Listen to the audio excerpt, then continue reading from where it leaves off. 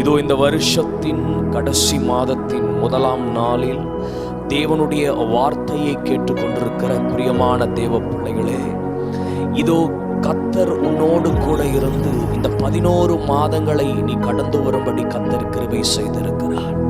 இந்த புதிய மாதத்தை ஆண்டவர் நம்முடைய கரத்தில் கொடுத்திருப்பது அவருடைய சித்தத்தை செய்வதற்காக, தேவனுடைய ஆசீர்வாதங்கள் நம்முடைய வாழ்க்கையில் வெளிப்படுவதற்காக, அவருடைய வருகைக்காய் நாம் ஆயத்தமாய் இருப்பதற்காக கர்த்தர் நமக்கு இந்த நாட்களை நமக்கு ஆசீர்வதித்து கொடுத்திருக்கிறார். பிரியமான தேவ சபையே, அந்த கர்த்தருடைய கிருபையும் இந்த தேவனுடைய பாதுகாப்பும் அவருடைய வழிநடத்துதலும் ஆசீர்வாதமும் இந்த மாதத்திலும் நம்மோடு கூட இருந்து நம்மை ஆசீர்வதிப்பதாக. இதோ இந்த வார்த்தையை கேட்டுக்கொண்டிருக்கிற ஒவ்வொரு ஜனத்தையும் ஆண்டவர் இந்நாட்களில் ஆசீர்வதித்து அவருடைய வாக்கு தத்தத்தால் தேவன் நிறைவேறுதலையும் அற்புதத்தையும் அதிசயத்தையும் கர்த்தர் செய்வாராக.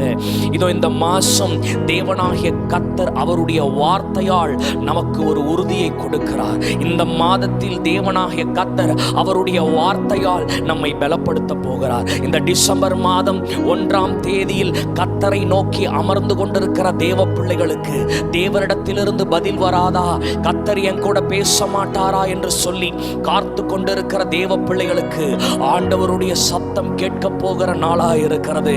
அவர் நம்மோடு கூட பேசுவார். அவருடைய வார்த்தை நம்மளை பலப்படுத்தும். அந்த வார்த்தை நம்மை சந்தோஷத்துக்குள்ளும், அந்த வார்த்தை நம்மை தேவனுடைய தெளிவுக்குள்ளும் நடத்துகிற ஒரு மாதமாக இது இருக்கும்.